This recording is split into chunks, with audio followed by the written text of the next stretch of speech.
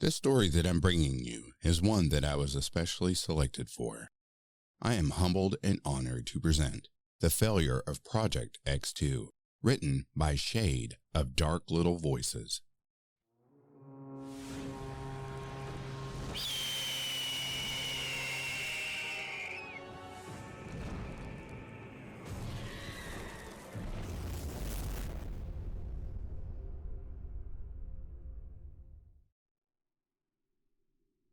Mankind should learn to stop its curious nature before it becomes our undoing. If only they knew what we knew, they would not want us to continue to search the depths of the God-forsaken oceans. The horrors we saw through our newest equipment is something that I still cannot grip my mind around. It plagues me to the point where when I'm done recounting my story, I will join the crew of Project X2. God, or gods that may claim my soul, please have mercy on my soul. It started November 20th, 2020. After the failure of killing the creature that lies at the bottom of the sea, we decided to create major upgrades to our vessels. You heard correctly. One vessel was not going to be enough, and unfortunately for the crew from Project X, they paid for that lesson with their lives. A brief summary of Project X. At the bottom of the sea, or what was believed to be the bottom of the sea, a group of researchers found an unknown octopus-like creature with 6 eyes and bat-like wings. They believed it could have been a new species of octopoda. However, as they began to try and determine if it was the only one of its kind, they were quickly attacked by horribly large vertebrae, ones that have never been recorded before. The only theory Dr. Phineas A. Carmen could come up with is that there has to be some unknown niche between whatever those things were and the creature itself. However, on December 1st, Dr. Carmen came up with a new theory based on a recent visual transmission from one of the fallen submarines. Based on the body language of the creature, Dr. Carmen truly believes that it's acting as some sort of hive queen. When asked how this was possible, he simply stated, possible pheromones that she is releasing. When asked how he could determine the pheromones to be released from a female creature, he said one of the sonar results came back from the new octopoda creature he called Phinia octopoda or Phineas octopus. The results gave off inactive embryos. Without more research, Dr. Carmen could not provide more information. What made it difficult to send more vessels down there was because of COVID-19. The virus made it extremely difficult to go down there for obvious reasons. However, we all began to question Dr. Carmen after he absent-mindedly started to speak to himself. He kept seeming to call for someone who wasn't there, and at night, he demanded to be left alone to do more research. However, the security team assigned to his living quarters could not help but to hear him talk. Thankfully, if one can refer it as such, there was documented camera imaging as to what went on in his living quarters. Tape 1. Dr. Carmen can be seen pacing his room and rubbing his hands as he states, "She calls me. I don't want to continue to listen to her calls, but she calls me." Who he was referring to was unknown. Tape 2. A few days later, Dr. Carmen seemed rather aggressive.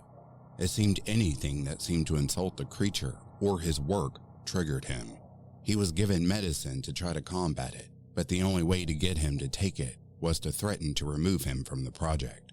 The following night, he could be seen sleeping in his cot. He had a bed, but after taking the medication to clear his head, he requested a smaller room to see if that had any effect. This was the second night on his medication. "You hunger? We will feed. Forgotten gods? Fascinating." After letting out a creepy laugh in his sleep, guards were sent in to check on him. The video feed cut out for just a moment. However, when it returned, A large tentacle could be seen strangling the two MPS who struggled in vain as their necks snapped. Bones cracking was the only thing that could be heard for what felt like an eternity, but only lasted 30 seconds before Dr. Corman came to his senses and his disfigured arm returned to normal. He screamed and cried. He could not be consoled. Tape 3. Despite the incident, Dr. Corman was allowed to return to his work.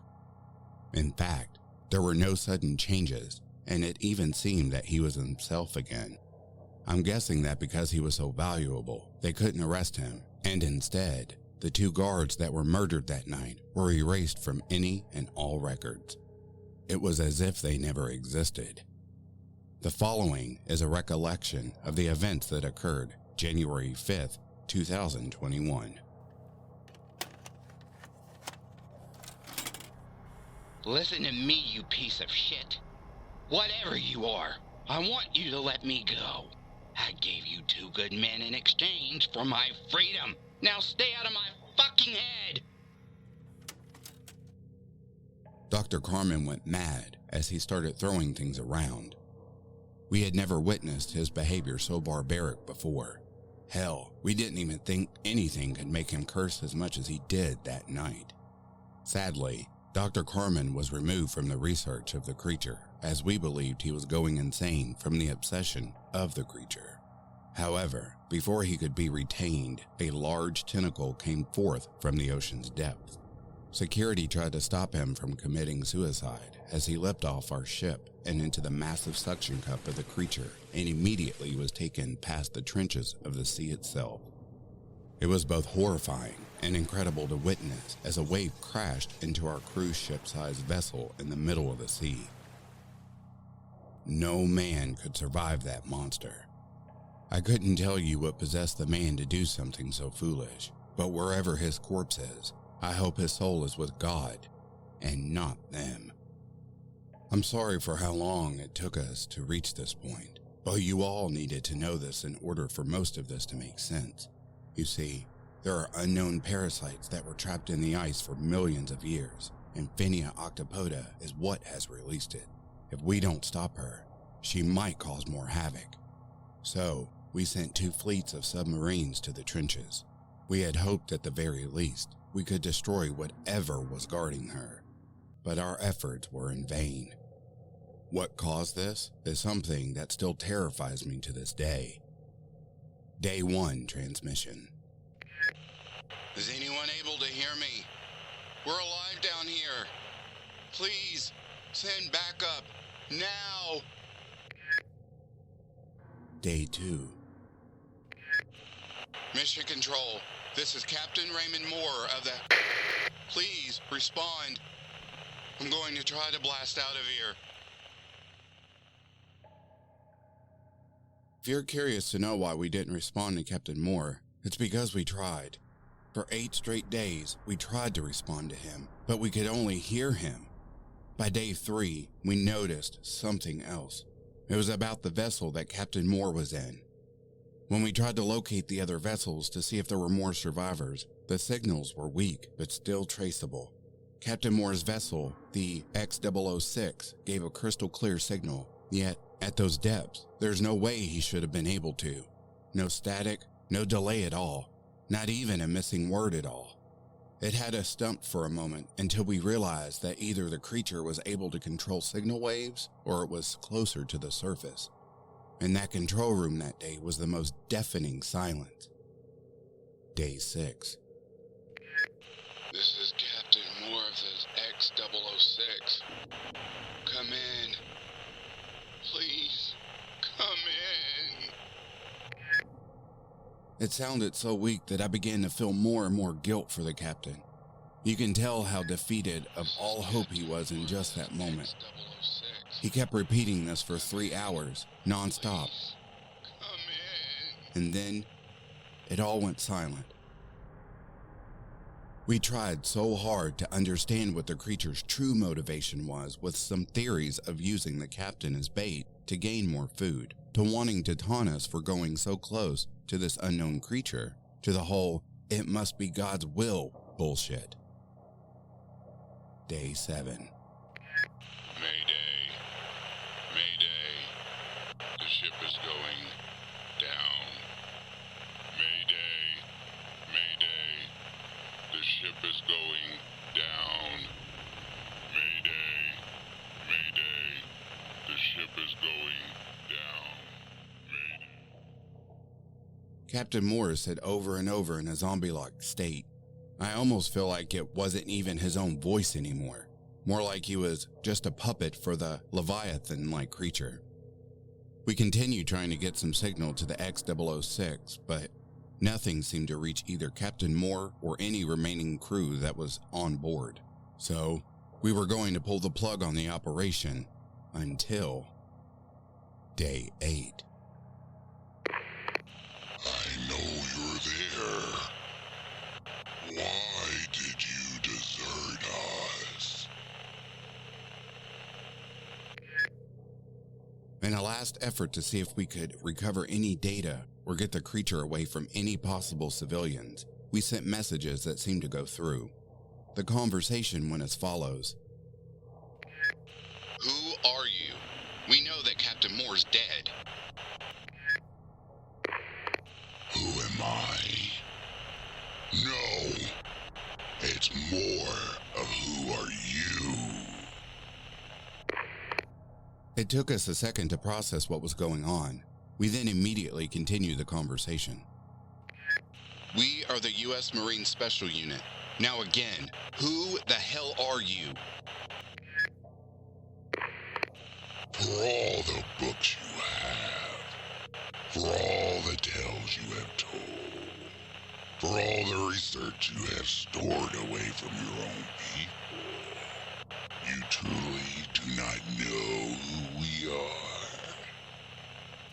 We are the predator. You all are the prey. Not your gods or your military can end us. For we serve the true God. We protect their child. And you all will die. What are you? The beginning and the end. We serve the old gods and protect their child who rests in the sea. Feed us more and we will live. Otherwise, your world will know more pain. Communication to the X-006 ended immediately. You more than likely know what happened next. Disaster after disaster occurred. The start of it all being COVID-19. The natural disasters followed suit. I wished I could tell you that we finally figured something out to stop it, but this is all being broadcasted in the belly of the beast.